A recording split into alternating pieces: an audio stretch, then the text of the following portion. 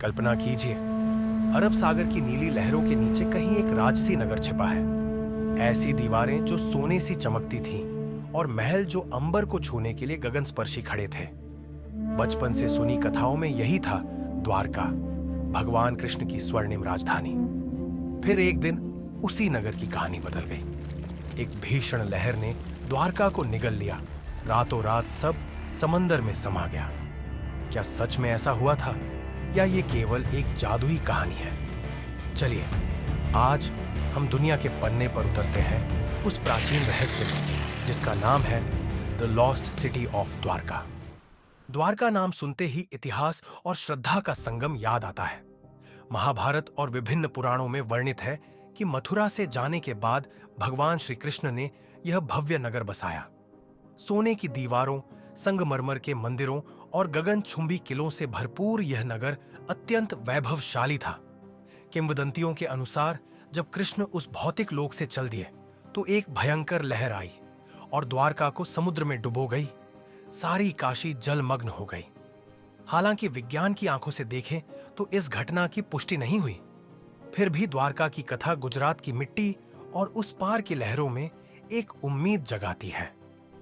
आज भी द्वारका हिंदुओं के 7 पवित्र तीर्थ स्थलों में गिना जाता है, जहां साल दर साल लाखों श्रद्धालु आते हैं। पर सवाल उठता है, क्या हमारी ये पवित्र कथाएं वास्तव में इतिहास की भाषा बोलती हैं? 2000 के दशक की शुरुआत में इस रहस्य ने एक चौंकाने वाले मोड़ लिया। 2001 में भारतीय महासागर अनुसंधान संस्थान NIO के वैज्ञानिकों की टीम ने घोषणा की कि उन्होंने गुजरात तट के पास गहरे पानी में एक पुराने शहर के अवशेष देखे हैं। सोनार, स्कैन और गोताखोरी ने समुद्र तल पर सीधी रेखाएं और मानव निर्मित संरचनाएं दिखाई।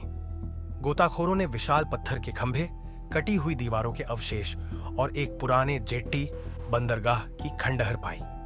सबसे चौंकाने वाली बात यह थी कि वहां विशाल त्रिकोणाकार पत्थर के लंगर, एंकर मिले, जिनमें 3 छेद थे।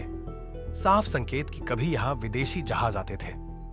ऐसा लगा जैसे समुद्री व्यापार से भरा कोई बंदरगाह यहां हुआ करता था।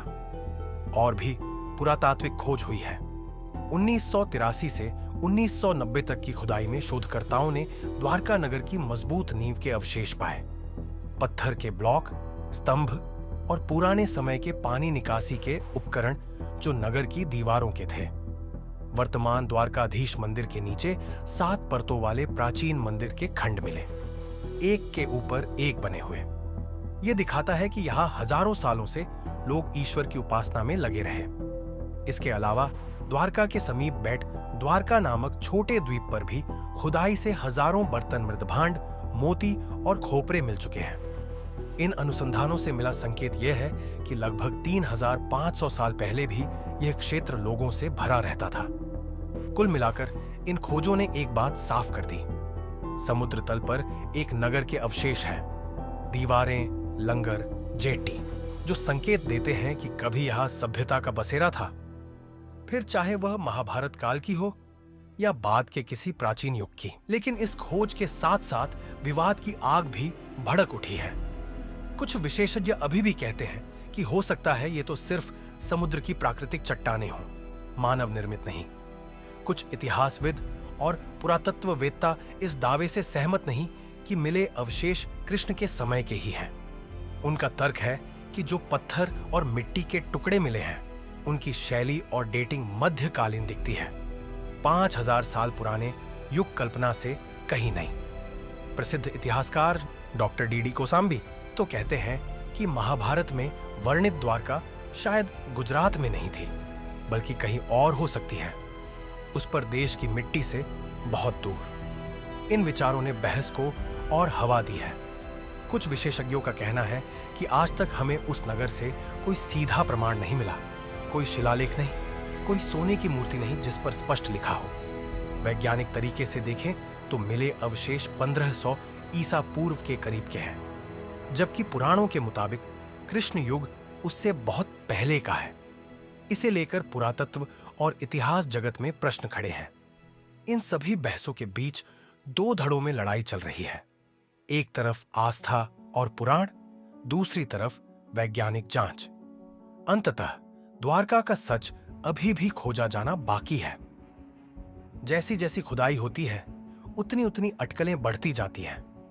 हमारे हाथों कुछ अवशेष तो आए हैं, पत्थरों की बिखरी दीवारें, लोहे के लंगर, प्राचीन मटके, लेकिन ये कहां कहां तक फैला शहर था हमें नहीं पता। क्या नदी किनारे बढ़ी दूसरी इमारतें थीं? बड़े मंदिर कहां थे? हम ये सब नहीं जान सकते। समुद्र ने क्यों और कैसे इसे निगला? भूगर्भीय शोध बताते हैं कि इस क्षेत्र में भूचाल आते रहे हैं, समुद्र का स्तर भी बदलता रहा है। क्या इसी वजह से कोई भूगर्भीय आपदा आई हो? सबसे बड़ा रहस्य है, अगर द्वारका डूबी तो उसकी भूमि और लोग कहां गए? पांडवों ने अंत में जो देखा वो केवल खंडहर था। हमारी खुदाई में आज तक कोई ऐसी कब्र या धातु नहीं मिली जिससे पता चले कि लोग इधर से भागे थे या मर गए। फिसली जल गहरे में पड़े अवशेष कितनी सदी पुराने हैं, उसमें दलीलें बंटी हैं। हर नए अवशेष के साथ और भी सवाल पैदा होते हैं। यहां अभी तक कोई चूहा बिल्ली नहीं, कोई स्वर्णमाला नहीं मिली कि बड़े राज खोल दें। जितना भी खोदते जाए कुछ न कुछ रहस्य हमेशा रह जाता है, जैसे गहराई में डूबा कोई जहाज जिसकी धूमिल आकृति नहीं पहचान पाते। द्वारका की कहानी की कुछ तस्वीरें धुंधली हैं, हमारे पास उनकी सिर्फ टुकड़ों में झलक बची है। अब कल्पना कीजिए, अगर द्वारका सच में सच निकली, अगर हमारी पुरानी कहानियां हमारे अतीत से जुड़ी हों तो क्या होगा? यह सोचना ही रोमांचित कर देता है। अचानक हमारी किताबों में लिखी पौराणिक कथाएं हमारे इतिहास का हिस्सा लगने लगेंगी। हमें गर्व होगा कि हमारे पूर्वजों ने इतनी महान शिखरें छुई। जो बातें हमने बचपन में सुनी, उनका एक एक शब्द सच सिद्ध हो सकता है। यह एहसास अद्भुत है। हमारी सभ्यता की गहराई हमें नया नजरिया देगी। गौरव की अनुभूति होगी कि हम सब एक ऐसे अतीत से जुड़े हैं जो हजारों साल पुराना है। साथ ही एक अजीब सी बेचैनी भी होती है। अगर एक समंदर ने इतना कुछ छिपाया तो पता नहीं और कितने राज रह गए हैं जो हमारा इंतजार कर रहे हैं। द्वारका की इस खोज में कल्पना और यकीन एक दूसरे से मिलते दिखते हैं। इससे हमें यह विश्वास भी मिलता है कि हमारी संस्कृति के हर टुकड़े में कहीं ना कहीं इतिहास की सच्चाई छिपी हो सकती है। तो अब आप बताइए, आपका क्या मानना है? क्या द्वारका सिर्फ एक पुरानी कथा है या कभी यह सच में अस्तित्व में थी? नीचे कमेंट में अपनी राय जरूर लिखें। और यदि आपको यह वीडियो पसंद आया हो तो लाइक कीजिए और दुनिया के पन्ने को सब्सक्राइब करना न भूलें, ताकि हम इतिहास की और ऐसे रहस्यों से आपको मिलाते रहें।